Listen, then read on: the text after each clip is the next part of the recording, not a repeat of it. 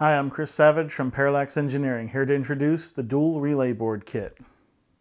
This low-cost kit comes with everything you see here and requires a solder iron, solder, diagonal cutters, and safety glasses to assemble. A 9-volt or 12-volt supply is required to power the relays. Once assembled, the dual relay board can be used to control high-power devices such as lights, fans, industrial, and automotive systems, and can switch up to 8 amps using the included Omron mechanical relays. The relays provide isolation between the microcontroller and high-power devices, while the transistors reduce the load on your microcontroller I/O pins. Each relay has an LED indicator to show when that relay is energized. Terminal blocks provide an easy connection to devices you want to control, as well as relay power, while 3-pin servo-style headers provide an easy connection to many of our development boards. Example code is provided for the propeller chip and basic Stamp 2 microcontrollers, demonstrating how to turn each relay on and off, which is as easy as making an I/O pin high or low.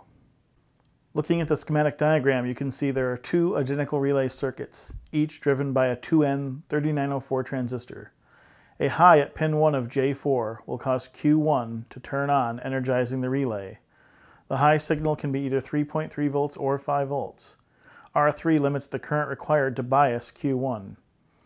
R1 and D1 form an LED indicator that turns on when the relay is energized.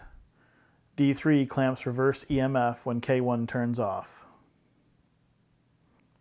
Now let's explore an application using the dual relay board to drive 3 light bulbs configured like a traffic light. Now, the dual relay board has 2 relays. The traffic light has 3 lights, but only one of the 3 lights is on at any given time. The way we'll accomplish this is to cleverly wire up the terminals to the light bulbs in such a way that relay 1 controls the green bulb or power to the secondary relay, and the second relay controls power to the yellow and red bulbs.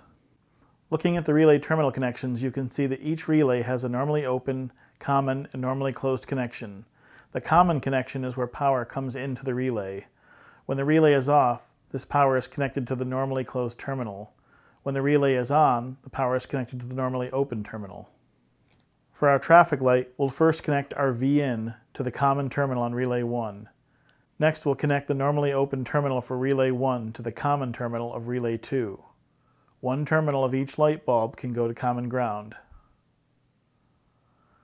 Next, connect the green bulb to the normally closed terminal on relay 1. Connect the yellow bulb to the normally closed terminal of relay 2. Finally, connect the red bulb to the normally open terminal of relay 2. Now when power is applied to V-in and both relays are off, the green bulb should light up.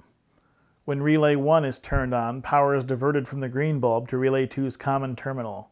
Since relay 2 is off, this power is connected to the yellow bulb and that bulb should light up. When relay 2 is energized, the red bulb should light up. In this system, 2 relays control 3 bulbs.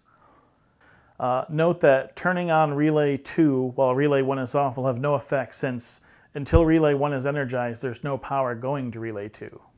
Using the example code from our website with this configuration will cause the bulbs to cycle from green to yellow to red and back to green once per second. Now here I have 3 120 volt AC bathroom vanity bulbs mounted to a piece of plastic to simulate a traffic light. The neutral lines for each bulb have been connected together with the neutral line from the power cord. The black or hot lead goes through a fuse and into the common terminal of relay 1, just as in the example. The bulbs are wired in the same manner as a demonstration of the traffic light control and shows how easy it is to control 120 volt AC devices. Please practice safe wiring and use caution when connecting your dual relay board. Always be sure that your power supply is disconnected before wiring anything up. Always fuse the hot lead before the supply coming into the board. And finally, secure all wires to the backplane or cabinet to prevent any movement. You can find more information, example code, and application ideas by going to our website and searching for 27114. While you're there, you might want to take a look at product 27113, our digital I/O board kit. This kit provides 8 relays that can be the same mechanical Omron relays as the dual relay board kit, or you can use solid-state relays. The board also has 8 optically isolated inputs, and the inputs and outputs can be controlled either parallel or serially.